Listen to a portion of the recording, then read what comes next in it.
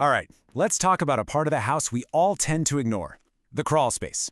We're going to uncover the hidden story of what's really going on with moisture down there, and I think you'll be surprised to find that a lot of what we think we know is just plain wrong. So I want to kick things off with a big question, one that gets right to the point. Is that number you check on your weather app, relative humidity, actually misleading you when it comes to your home?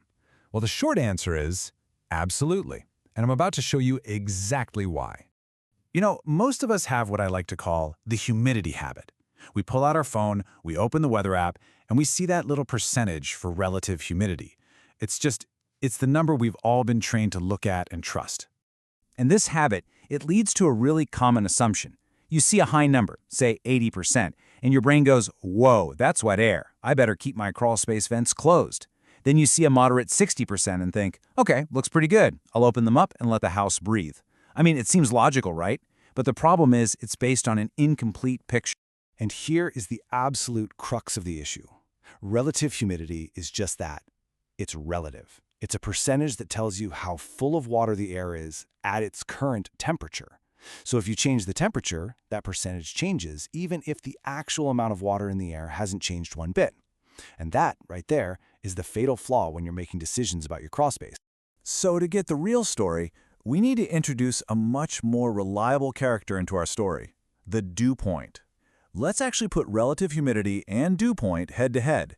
You're about to see why one of them just describes the situation, while the other can actually predict the future. Okay, so let's start with the one we know, relative humidity. It's a percentage. A good way to think about it is like a sponge. A warm sponge can hold a whole lot more water than a cold one, right? RH just tells you how saturated that sponge is right now, but it doesn't tell you the total amount of water it's actually holding. Now let's talk about dew point. This is a game changer. It is not a percentage, it's a temperature. It's the exact temperature where the air gets completely full, 100% saturated, and that water vapor has to turn back into liquid. Think of dew on the grass in the morning. This number, the dew point, tells you the actual absolute amount of moisture in the air. And here's the best part, it doesn't care if the temperature goes up or down. So when you put them side by side, the difference is just crystal clear. Relative humidity is a moving target that completely depends on the temperature. Dew point, on the other hand, is a stable, absolute number that tells you the real story. That's why RH can trick you, while dew point is a much more reliable predictor of what's actually going to happen inside your crawl space. Okay, theory is great, but let's see how this all plays out in the real world. We're going to look at two completely different scenarios that will show you, without a doubt, why dew point is the number that really matters. All right, scenario number one. It's a cool morning. The temperature is about 50 degrees, and your weather app is screaming 75% relative humidity.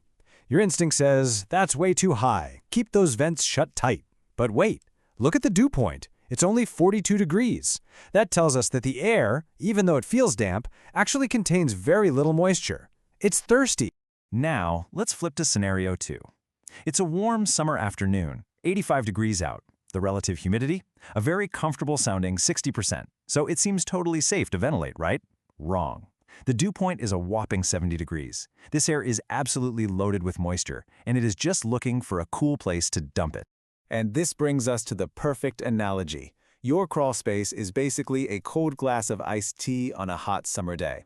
When that warm, moist air from the afternoon, the air with the 70-degree dew point, gets into your cooler crawl space, it hits those cool surfaces, the temperature drops, and bam! It's forced to release all that moisture. It creates condensation, just like on the outside of your glass.